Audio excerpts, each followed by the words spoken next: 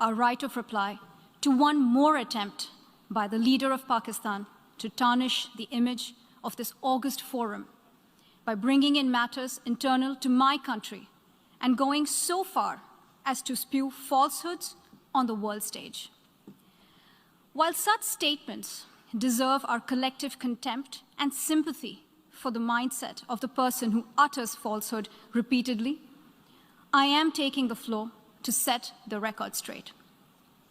Regrettably, this is not the first time the leader of Pakistan has misused platforms provided by the UN to propagate false and malicious propaganda against my country, and seeking in vain to divert the world's attention from the sad state of his country, where terrorists enjoy free pass while the lives of ordinary people, especially those belonging to the minority communities, are turned upside down.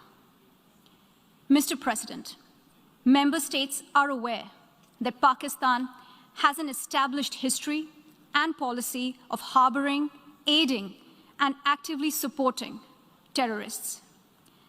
This is a country which has been globally recognized as one openly supporting, training, financing, and arming terrorists as a matter of state policy.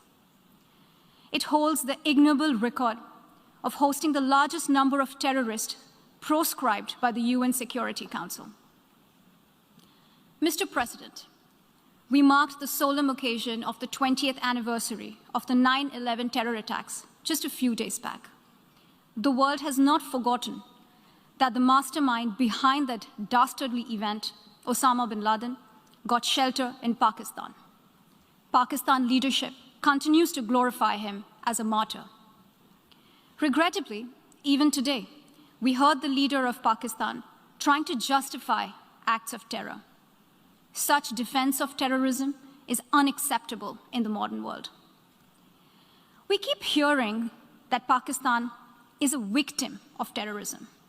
This is the country which is an arsonist disguising itself as a firefighter. Pakistan nurtures terrorists in their backyard in the hope that they will only harm their neighbors. Our region, in fact, the entire world, has suffered because of their policies.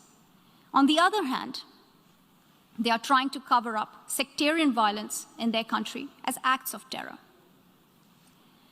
Mr. President, this is also the country that still holds the despicable record in our region of having executed a religious and cultural genocide against the people of what is now Bangladesh.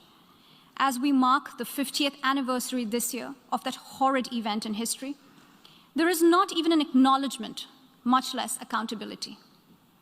Today, the minorities of Pakistan, the Sikhs, the Hindus, the Christians, live in constant fear and state-sponsored suppression of their rights. This is a regime where anti-Semitism is normalized by its leadership and even justified. Dissenting voices are muzzled daily, and enforced disappearances and extrajudicial killings are well documented. Mr. President, unlike Pakistan, India is a pluralistic democracy with a substantial population of minorities who have gone on to hold highest offices in the country, including as President, Prime Minister, Chief Justices, and Chiefs of Army Staff. India is also a country with a free media and an independent judiciary that keeps a watch and protects our Constitution. Pluralism is a concept which is very difficult to understand for Pakistan, which constitutionally prohibits its minorities from aspiring for high offices of the state. The least they could do is introspect before exposing themselves to ridicule on the world stage. Finally, Mr. President, let me reiterate here that the entire Union territories of Jammu and Kashmir and Ladakh were, are, and will always be an integral and inalienable part of India.